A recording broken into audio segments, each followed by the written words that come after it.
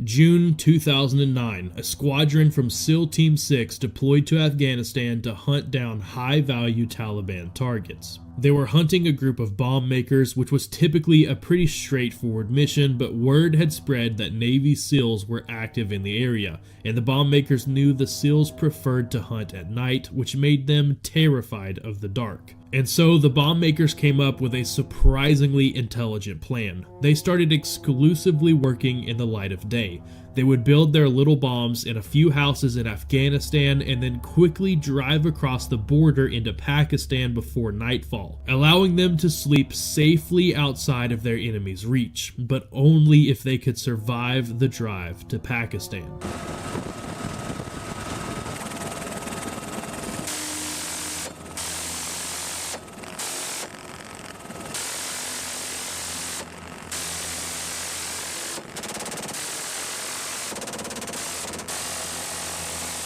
The SEALs were from Naval Special Warfare Development Group, Red Squadron, and they were arriving in Afghanistan fresh off the heels of saving Captain Phillips just 2 months prior. Needless to say, after making history and being all over the headlines for the last month, the team was feeling untouchable. They were the best of the best, and they knew it. But more importantly, the enemy knew it. They were stationed at Forward Operating Base Sharana in Paktika Province, Afghanistan. Unfortunately, they had multiple Black Hawk helicopters equipped with Gatling-style 6-barrel miniguns at their disposal. So they decided the best way to nail these bomb makers was to blast them from the sky during their drive to the Pakistan border. Drone operators kept a close eye on the bomb makers' compounds, and sure enough, later that evening, right on schedule, the enemy made a beeline straight to the border. So the operators quickly hopped in their Blackhawks and raced to stop them. They caught up with the bomb makers about halfway to the border and used their minigun to send 4,000 rounds per minute right in front of the vehicles, bringing them to a dead stop.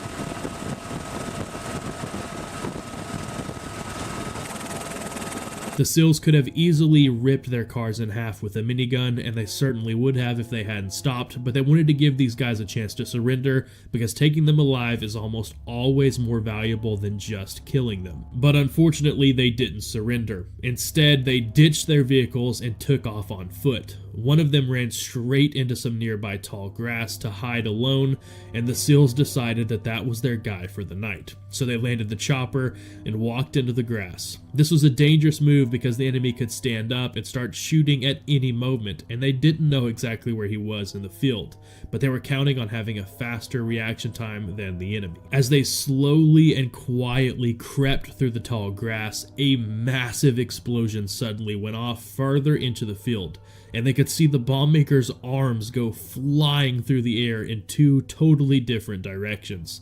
It turns out he was wearing a suicide vest and must have thought the SEALs were much closer than they actually were. He blew himself up a bit too early, giving the SEALs nothing more than a good laugh before hopping back on the helicopter. The next night, a much larger group of bomb makers took off yet again towards the border, so the SEALs quickly hopped in the Blackhawks and raced off to catch up to them. But this time, when the enemy spotted the Blackhawks flying overhead, they split up into two separate groups. So Chopper 1-1 took the first group and Chopper 1-2 took the other. The group Chopper 1-1 was chasing ended up ditching their vehicles and running up a hill into some thick trees so they wouldn't be able to attack from the sky. The SEALs quickly landed the chopper to chase them up the hill, but as soon as they reached the bottom of the hill, they got pinned down by the enemy on top. Needless to say, that was a bad position to be in. Fighting uphill is never a good idea.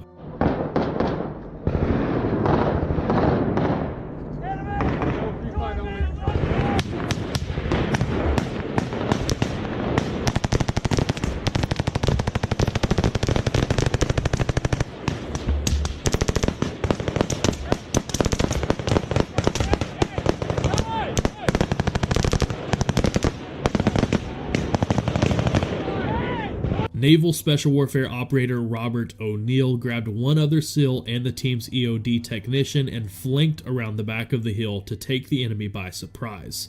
They slowly and quietly made their way up the back of the hill and managed to get right behind the bomb makers without them having any idea.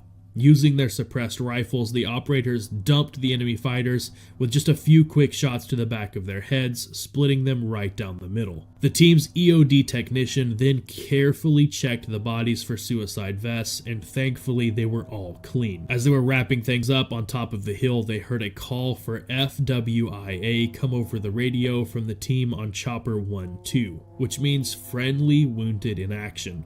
The team's dog Cairo had been hit. Team 1-2 had chased their bomb maker into a nearby set of buildings. When the target jumped over a wall into a small compound, the team sent their dog Cairo in after him.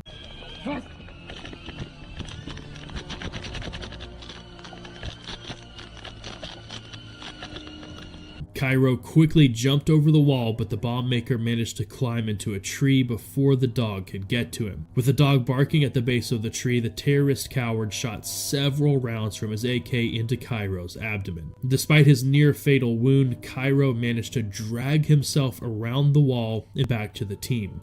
Cairo had taken multiple shots so his teammates wouldn't have to, and thanks to his barking, the team now knew exactly where the bomb maker was. So they quickly surrounded the tree and shot countless rounds into the bomb maker, dropping him out of the tree. Oh, I see him, yep. You point your weapon at him.